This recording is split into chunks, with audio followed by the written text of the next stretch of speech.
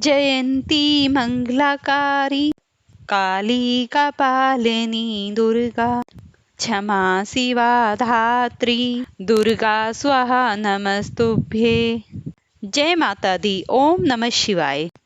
आप सभी भक्तगणों को शारदा नवरात्रि की ढेर सारी शुभकामनाएं। माता भगवती की कृपा आप और आपके समस्त परिवार पर यूं ही बनी रहे। आज अश्विन मास के कृष्ण पक्ष की प्रतिपदा तिथि है और आज नवरात्रि का प्रारंभ हो रहा है। ज्योतिषाचार्यों के अनुसार इस बार नवरात्रि पर 50 सालों बाद दुर्लभ संयोग बनने जा रहा है।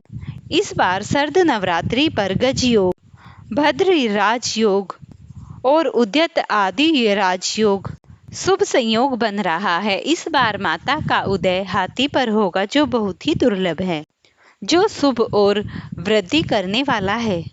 तो प्रिय भक्तों, इस शरद नवरात्रि पर माता का ध्यान करने, उनकी कथा करने और व्रत करने से दरिद्रता का घर से नाश होता है, सुख समृद्धि का वास होता है, व्यक्ति के सभी रुके कार्य सिद्ध हो जाते हैं। आज मैं आपको सुनाने जा रही हूँ नवरात्रि के प्रथम दिन सुनी जाने वाली माता दुर्गा की बहुत ही पौराणिक और दुर्लभ कथा।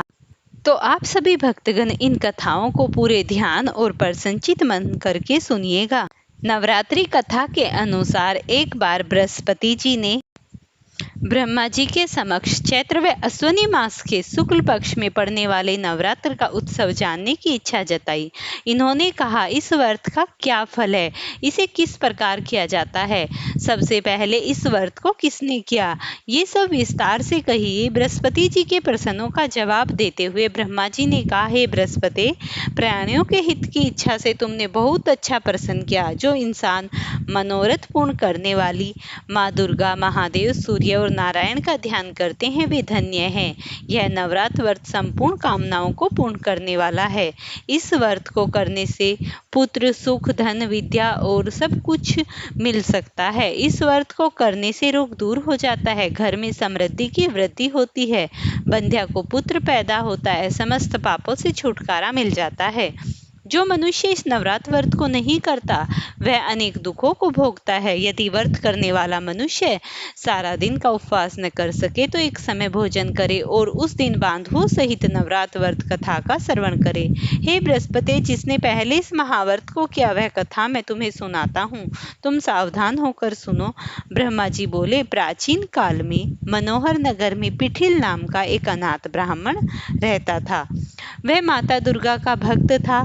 उसके संपूर्ण सद्गुणों से युक्त सुमिति नाम की एक अत्यंत सुंदर कन्या उत्पन्न हुई। वह कन्या अपने पिता के घर अपनी सहेलियों के साथ क्रीड़ा करती हुई इस प्रकार बढ़ने लगी जैसे शुक्ल पक्ष में चंद्रमा की कला बढ़ती है।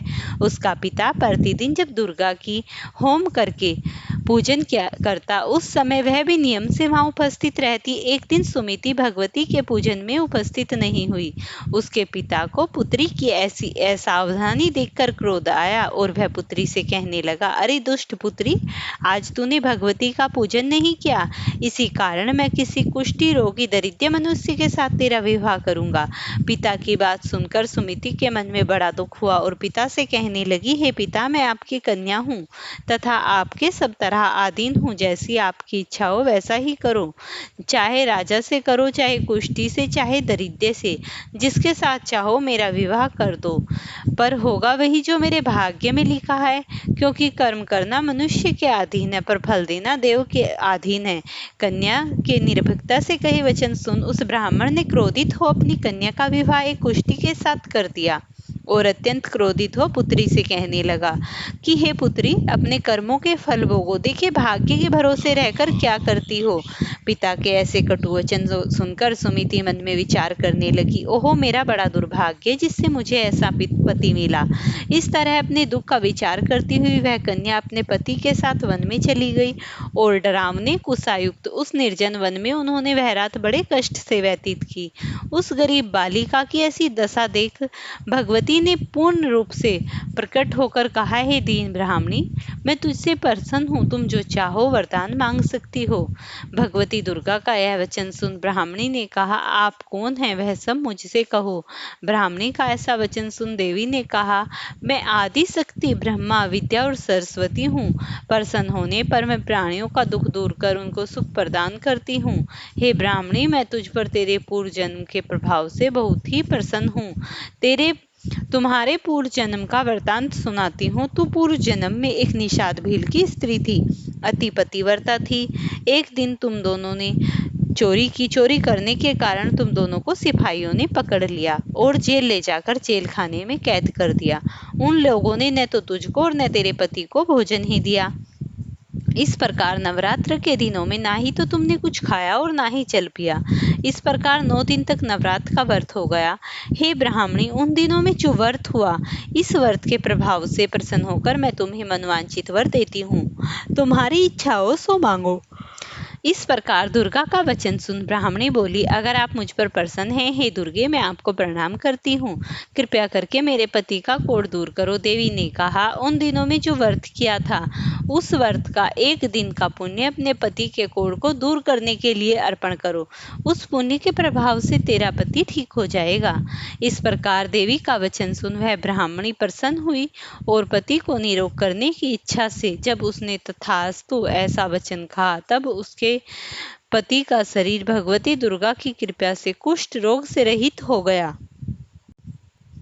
वह ब्राह्मणी पति को देवी की स्तुति करने लगी, हे दुर्गे, आप दुर्गति को दूर करने वाली, तीनों लोकों की संताप हरने वाली, समस्त दुखों को दूर करने वाली, रोगी मनुष्य को निरोग करने वाली, प्रसन्न होने पर मनवांछित वर देने वाली, दुष्ट मनुष्य का नाश करने वाली, तुम ही सारे जगत की माता पिता। हे अम्बे, मुझ अपराध रहित अबला को मेरे पिता ने कुष्ठी मनुष्य के साथ विवाह कर मुझे घर से निकाल दिया। पिता से निरस्कृत निर्जन वन में विचर रही हूँ। आपने मेरा इस विपदा से उद्धार किया। हे देवी, मैं आपको प्रणाम करती हूँ, मेरी रक्षा करो। जब ब्राह्मणी ने ऐसे देवी की स्तुति सुन देवी बहुत ही प्रसन्न हुई और संतुष्ट हुआ और ब्राह्मणी से कहा, हे ब्राह्मणी, तेरे उदालय नामक अति बुद्धिमान, धनवान, कीर्तिमान पुत्र शीघ्र उत्पन्न होगा, ऐसा वर देख। देवी ने ब्राह्मणी से कहा कि और जो कुछ तेरी इच्छा हो सो मांग ले। सुमिति ने कहा कि हे भगवती दुर्गे, अगर आप मुझ पर प्रसन्न हैं तो मुझे नवरात्र की विधि को विस्तार पूर्वक समझाइए। ब्राह्मणी का वचन सुन दुर्गा ने कहा, हे ब्राह्मणी, मैं तुम्हें संपूर्ण पापों को दूर करने वाले नवरात्र व्रत को बतलाती हूँ। चैत्र मास के शुक्ल पक्ष की प्रतिपदा से लेकर 9 दिन तक व्रत करे। यदि दिन भर का व्रत न कर सके तो एक समय भोजन करे। उस दिन सुमुहूर्त में घट स्थापना और वाटिका बनाकर उसको प्रतिदिन जल से सींचे। महाकाली, महासरस्वती की मूर्तियां बनाकर उनकी नित्य विधि सहित पूजा करे।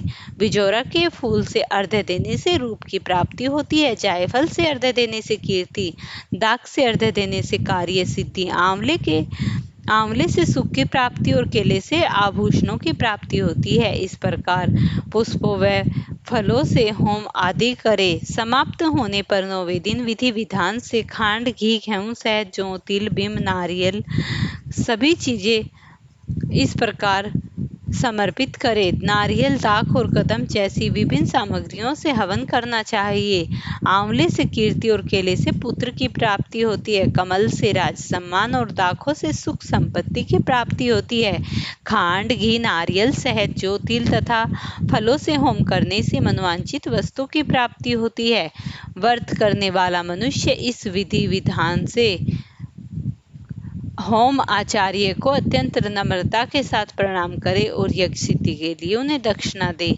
इस प्रकार बताई हुई विधि के अनुसार जो मनुष्य करता है उसके सभी प्रकार के मनोरथ सिद्ध हो जाते हैं। इसमें तनिक भी संदेह नहीं है। इन 9 दिनों में जो भी कुछ दान दिया जाता है, न जाने उसका करोड़ों गुना फल मिलता है।